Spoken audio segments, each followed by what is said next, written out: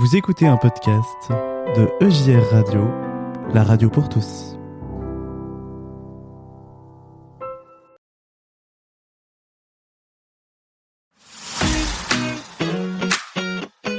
Solidarité, bonnes actions et petite histoire du soir,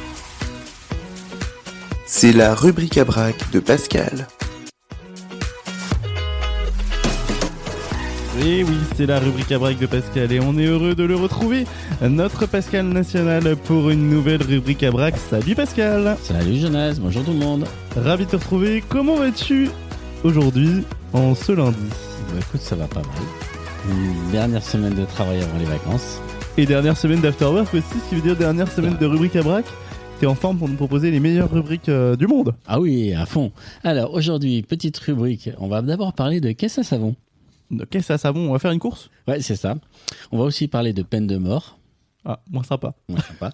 Et la petite histoire du soir nous parle d'une souris. Eh bien, on a hâte de découvrir cela. Tout d'abord, tu vas pas nous passer un savon, mais tu vas nous faire monter dans une caisse à savon. Tout à fait, mais attention, pas n'importe quelle course de caisse à savon. Des étudiants en bachelor communication à l'IFC de Montpellier ont organisé le dimanche 11 juin 2023 une journée de course de caisse à savon au profit de la chaîne de l'espoir. Charlène et Rémi, alternant en troisième année dans l'événementiel et la communication, ont eu l'idée de cet événement. L'accès est gratuit pour les visiteurs qui ont eu à leur disposition des food trucks et diverses animations. 4 courses ont été organisées, dont une pour l'entraînement. 3 prix ont été distribués pour récompenser la vitesse et le look. L'inscription était de 20 € par personne et tous les bénéfices ont été reversés à l'association La Chaîne de l'Espoir qui œuvre auprès des enfants. Eh bien voilà, une belle idée.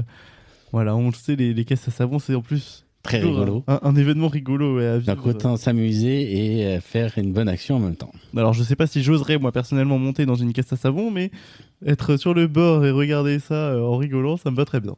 Tout à fait. Et si on organisait une course caisse à savon EJR Radio? Peut-être, mais alors du coup il va falloir qu'on customise tout ça, ça va être sympa. Ça serait drôle. Avec chaque véhicule de représenter quelque chose de biblique. Bonne chance pour faire Moïse qui ouvre la mer en deux. Hein. Voilà. Alors, maintenant, nous allons parler d'un sujet un peu plus sérieux. Un peu de sérieux quand même, Jonas. Un peu de sérieux, pardon. Nous allons parler de la peine de mort, parce que la peine de mort continue de reculer dans le monde. En 2022, 3 nouveaux pays, la Papouasie-Nouvelle-Guinée, la République centrafricaine et la Guinée équatoriale, ont adopté une loi abolissant la peine de mort pour tous les crimes. Selon la Coalition mondiale contre la peine de mort, réseau collectif militant pour l'abolition, 111 pays ont désormais entièrement abandonné cette pratique. Tout récemment, le 24 décembre dernier, c'était au tour de la Zambie d'avoir aboli également cette pratique. Eh bien voilà une belle initiative quand on sait qu'en France, cette peine de mort est abolie quand même depuis maintes années. Ben voilà, c'est bien, mais ce serait bien que ça arrive aussi dans d'autres grands pays.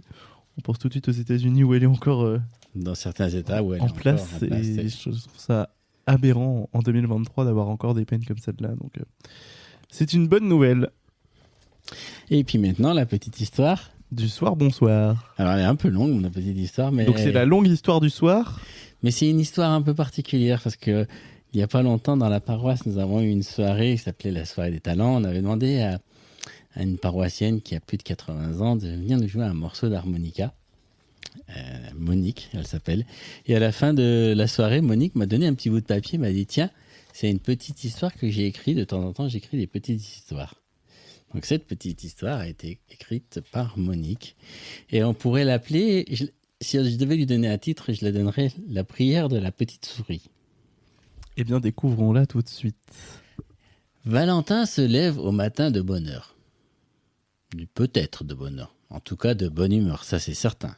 Quand soudain, son attention s'arrête sur son sac poubelle qu'il avait sorti de son habitacle la veille au soir afin de le sortir en partant au travail. Et là, il voit des petits trous dans le sac, laissant s'échapper quelques petits déchets et plein de petits grains noirs. « Mais ce sont des petites crottes !» s'écria-t-il. « Serait-ce un petit animal si affamé au point de faire les poubelles ?» Tout pensif et en préparant son déjeuner, il se creuse la cervelle en ayant pitié de cet animal, si dépourvu qu'il en était arrivé à faire les poubelles. Tout à coup, se frottant les yeux, il vit traverser la pièce une petite raie noire vif qui trottinait en direction du frigidaire. Car il avait honte de sa conduite et allait se cacher à la hâte. Et cet animal, en mal de nourriture, eh bien c'était, je vous le nomme Émile, une petite souris grise. Ah ah, la coquine. Valentin se précipita pour l'attraper. Une partie de cache-cache s'engage sans succès. Les jours passent, les petites crottes sont toujours là. Un soir, pendant l'apéritif entre copains, la petite souris s'invite alors, comme trois bons mousquetaires, une partie de chasse s'impose. Munie de gants, de peur que l'animal l'attaque, enfin la bête fut cernée. Tous en cercle, un genou à terre, la main levée pour attraper le monstre. La petite souris, assise sur son cul, les pattes jointes en prière, disait « Notre Père qui protège les animaux, que ma volonté soit faite avant la tienne. Protège-moi de ces humains qui en veulent à ma vie et donne-leur de ne pas m'attraper, car c'est à toi que je remets ma vie entre tes mains sacrées. Merci avec toute ma reconnaissance. Amen. » Et le miracle s'accomplit. Les trois mousquetaires, pleins de pitié, ne purent pas l'attraper. La petite souris ne demanda pas son reste, partit vite se cacher sous le frigidaire et ne montra plus son nez. Toutefois, la bête était toujours là, semant sur son passage des petites crottes.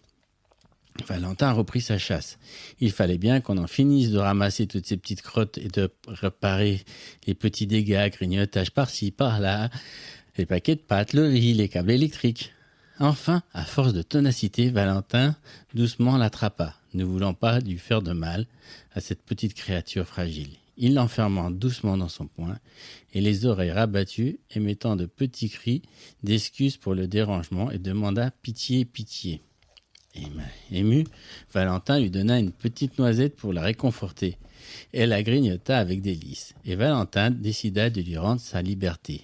Vite, il s'habilla, descendit l'escalier, et toujours la petite souris dans son poing, chercha dans la rue un petit jardin.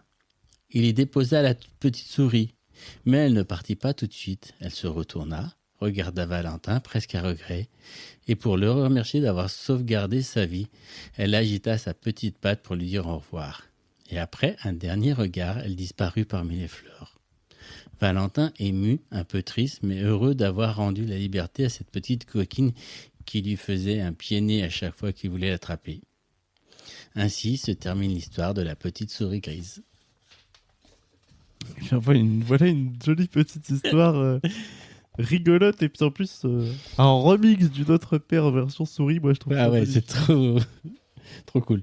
C'est magnifique, franchement ça m'a bien fait rigoler. Et voilà, c'est aussi une belle leçon d'humilité, je trouve, voilà, de se dire il faut qu'on protège aussi tous les animaux et protéger le plus faible. Oui. Même si des fois il nous casse les pieds. Exactement.